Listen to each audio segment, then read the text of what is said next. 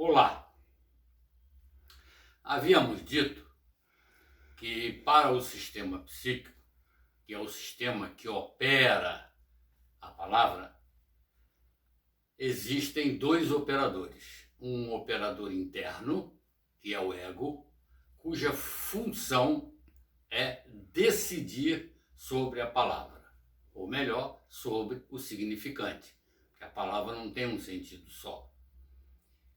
Um segundo operador, que eu comparo ao Sol em relação ao sistema vivo, que o Sol não está dentro de nenhum ser vivo, porém é fundamental para a existência do ser vivo. Esse segundo operador, que eu considero um operador externo, ele vai atuar sobre o indivíduo, no caso que eu estou tratando do indivíduo psíquico, né? Esse operador eu chamo de desejo. Escrevo com letra maiúscula, a primeira, para diferenciar do desejo definido ou trabalhado por Freud, mas tem características semelhantes. O desejo, ele atua igualmente para todos os indivíduos. E qual é o seu papel? Qual é a sua função? O que esse operador faz? Ele vai formar o indivíduo e depois tentar conservar o indivíduo.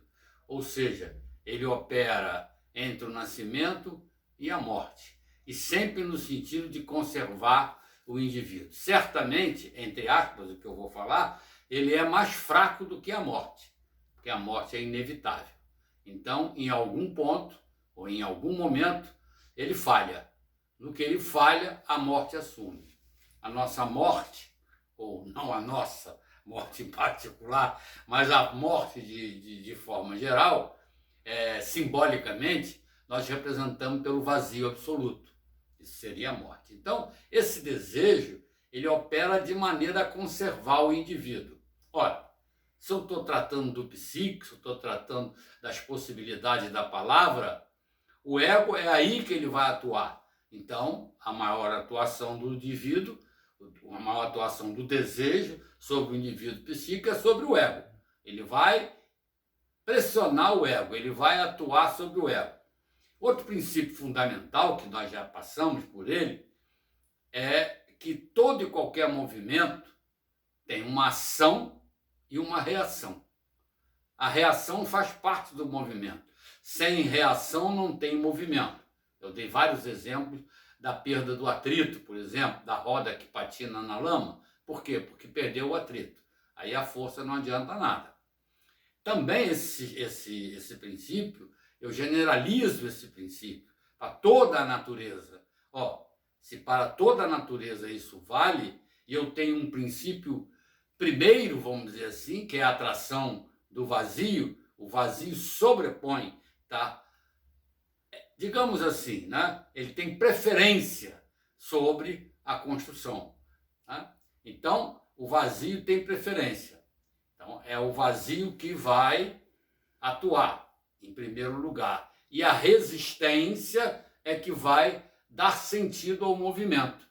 No caso do psíquico, o desejo representa a resistência contra o vazio. E isso é que vai dar o movimento psíquico. Vejam bem, se o ego for completo, só resta a morte para ele. Não resta nada mais além da morte. Ele é completo. Então, o desejo não tem nada para fazer. Então, a morte é que sobrevém. Então, eu disse que hoje, ou nessa exposição de hoje, eu daria qual é a necessidade do inconsciente programado, do inconsciente constitucional, que vai ser representado pelo esquecimento infantil, aquilo que fica esquecido após a palavra própria, após a fala própria. Bom, a primeira necessidade de esquecer é para a fala se tornar própria. Não pode mais ficar dependente do outro. E o aprendizado, o aprendiz é dependente do outro. Então, essa independência vai ser representada por esse esquecimento.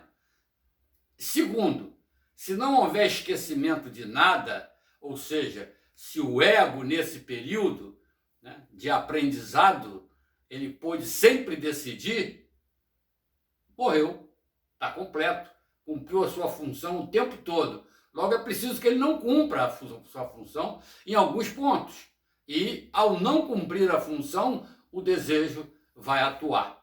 Então, o desejo é uma necessidade para a sobrevivência do psíquico. E o final de qualquer indivíduo, de qualquer coisa, é a morte. Então, o desejo não pode faltar. E não pode faltar para qualquer que seja o psíquico, seja de um neurótico, de um psicótico ou de um perverso. Não é o julgamento alheio que vai fazer com que o desejo desapareça. Bom, se gostaram, toquem o sininho, se inscrevam no canal e até a próxima.